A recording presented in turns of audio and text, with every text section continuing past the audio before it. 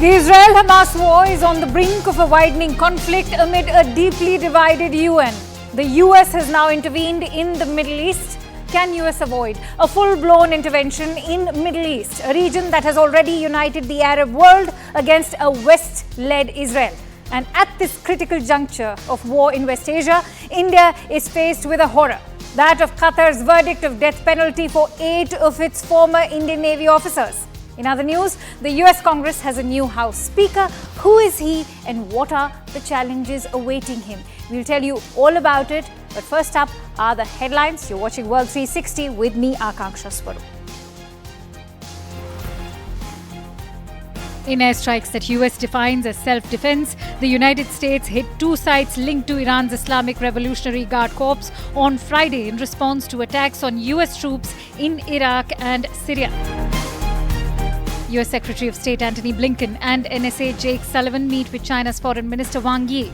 The high-level talks come just weeks before the Asia-Pacific Economic Cooperation Summit in San Francisco, a potential venue for a face-to-face between US President Joe Biden and China's President Xi Jinping.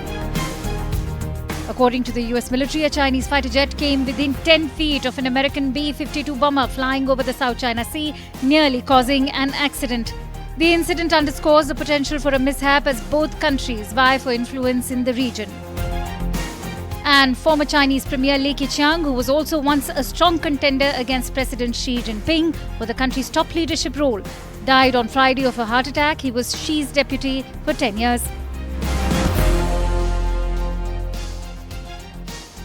The Israel-Gaza war has resulted in a combined death toll of over 7,000 people, while Israel has agreed to delay the ground incursion in order for the US to bolster its air defense support in the region. Turkey's President Recep Tayyip Erdogan has come out in support of Hamas. He says that Hamas is not a terror organization, but is instead a group of liberation that is just trying to save their people and homeland. IDF, in the meantime, has said that troops carried out a limited raid in the Gaza Strip overnight, striking Hamas operatives and sites. All the forces have left the area and no injuries have been reported so far. This, according to Hamas as well. Israel has claimed that Hamas has used weapons from North Korea and Iran in this attack. And Israel has also demanded that United Nations Secretary General Antonio Guterres resign after he made comments that the historical context of the war should be considered. India has pushed for a 2-state solution to the war as well, and the Security Council today has now also failed to adopt either of 2 competing draft resolutions, one from the United States, the other from the Russian Federation. Addressing the raging war and humanitarian crisis in Gaza by the terms of the United States draft resolution, the Council would have unequivocally rejected and condemned the heinous terrorist attacks by Hamas and other terrorist groups that took place in Israel on October 7.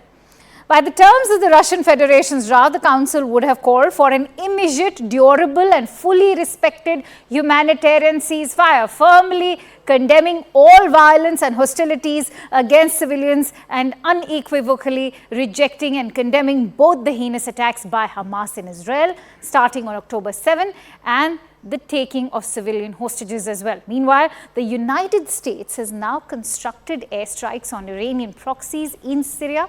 The US has also deployed 900 troops to the Middle East. Clearly goes on to indicate how this entire conflict is now widening as far as Middle East is concerned. With the US intervention, this is only becoming a wider conflict in West Asia. And with that, let me also break it down for you how all of Middle East is getting impacted. Let's begin with Syria first. The US has already conducted airstrikes in Syria. They were targeting Iranian proxies. These airstrikes have been labeled as self-defense by US. The target has been facilities that were linked to Iran. These are Iranian proxies, remember, and US has deployed 900 troops to Middle East. At the same time, we already know that Iran's foreign minister has also issued a warning to US. Remember, Iran is the one leading the voice as far as Hamas and Hezbollah both are concerned. If Israel doesn't stop, US will not be spared. This is what Iran has to say. Let's come on to the other part of Middle East, and that is Gaza. War is already on, as we know, between Israel and Hamas over there. This is combining the Israel-Gaza death toll. It's coming, and in fact, it's crossed 7,000 today itself. Then you have Lebanon. Tensions of border after Hezbollah fired rockets. This took place on 8th of October, day after Israel was attacked. Israel had returned fire in southeast region. Remember, Lebanon also shelters Hezbollah over there. Israel has allocated $246 million to repair damaged roads as well. And that is how this entire conflict has already been widening. But let's also talk about the ground incursion. Even though Israel has delayed its widely expected ground invasion after US urged it to do so, it has staged large overnight ground raids into the Gaza Strip. All this amid chaos at the UN Security Council, which failed to pass US and Russian resolutions on Israel and Hamas. And former Israeli diplomat Mark Sofer sheds light on where this war is headed in a CNN News 18 exclusive. Listen in. Ambassador, the UN Security Council has failed again to address Israel-Hamas war, rejecting US and Russian resolution. What's the way forward in a deeply divided UN Security Council? Well, I don't think the answer will come from the United Nations Security Council. It wasn't UN and Russia, US and Russia, as you know. Russia and China was the ones who put the veto on it. I think what we're seeing here really is a war, a serious war, which we were thrust into, which we didn't want, and we still don't want it, but we have no choice to eliminate a jihadist organization from being able to continue to strike against Israel. And that has to be done here, I think, on the ground. I don't really expect too much from the United Nations Security Council on this regard, but I hope they do keep trying to foist through a resolution of one form or another against the Hamas and against the carnage that we have experienced here in Israel. Which is why, with the Security Council still being paralyzed, the Palestinians are turning to the General Assembly, where there are no vetoes, just as Ukraine did after Russia's February 2022 invasion. What are your hopes from the General Assembly? Well, I don't think one can make the comparison at all between the Russian invasion of Ukraine and the carnage and the response to the carnage that we have experienced here in Israel, the massacre of 1,400 people, the mass rape, the burning alive of families, the beheading of babies is nothing at all connected to Russia, Ukraine, and the General Assembly. So here, we know from over the years that Israel has an automatic, as a minority in the Security Council, there's an automatic majority.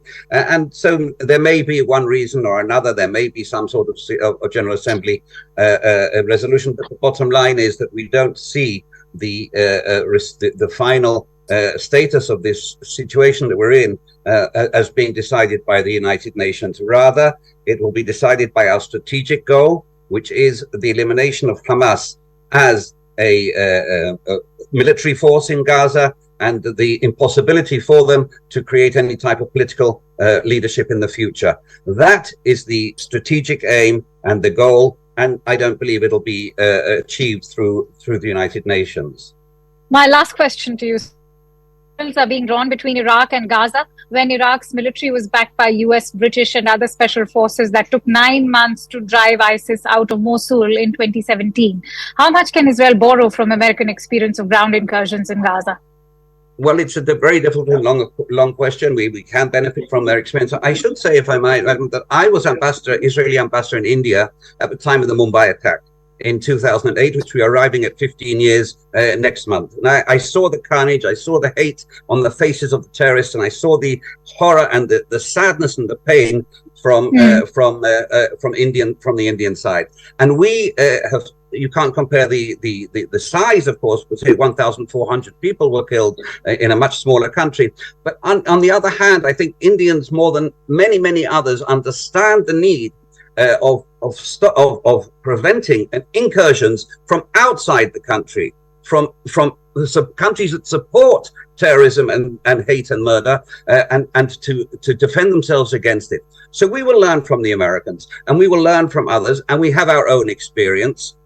But at the end of the day, this isn't a battle that civilized humanity can afford to lose. Let's end with the last question. That is, do you think that rules of war are only being applied to Israel in this war between Hamas and Israel?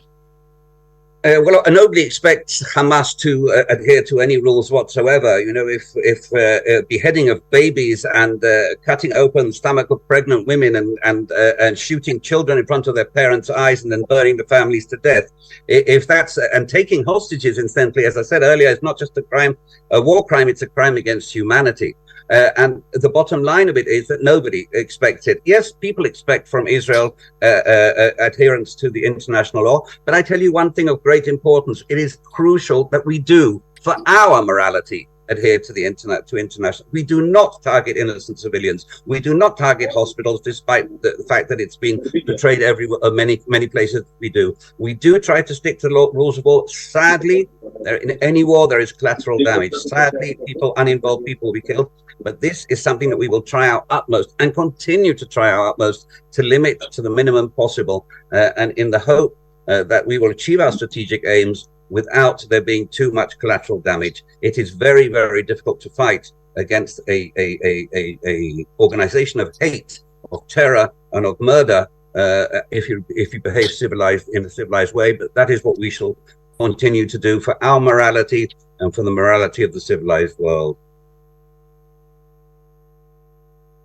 We are raining hellfire on Hamas. We've already killed thousands of terrorists, and this is only the beginning. Simultaneously, we are preparing for a ground invasion. I will not elaborate on when, how, or how many. I will also not elaborate on the various calculations we're making, which the public is mostly unaware of, and that is how things should be. By the time representatives are done delivering their speeches today, 150 Palestinians will have been killed, including 60 children.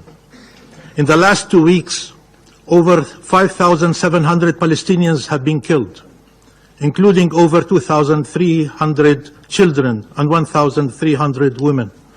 Compared to the population of Gaza, that is the equivalent of 145,000 British citizens or 700,000 US citizens. Almost all those killed by Israel are civilians. Over 1 million displaced, 170,000 housing units destroyed. Excellencies, more injustice and more killing will not make Israel safer. No amount of weapons, no alliance will bring to it security. Only peace will. Peace with Palestine and its people. Our freedom is the condition of shared peace and security. It must be clear that this can only be achieved by putting an immediate end to the Israeli war launched against the Palestinian people in the Gaza Strip.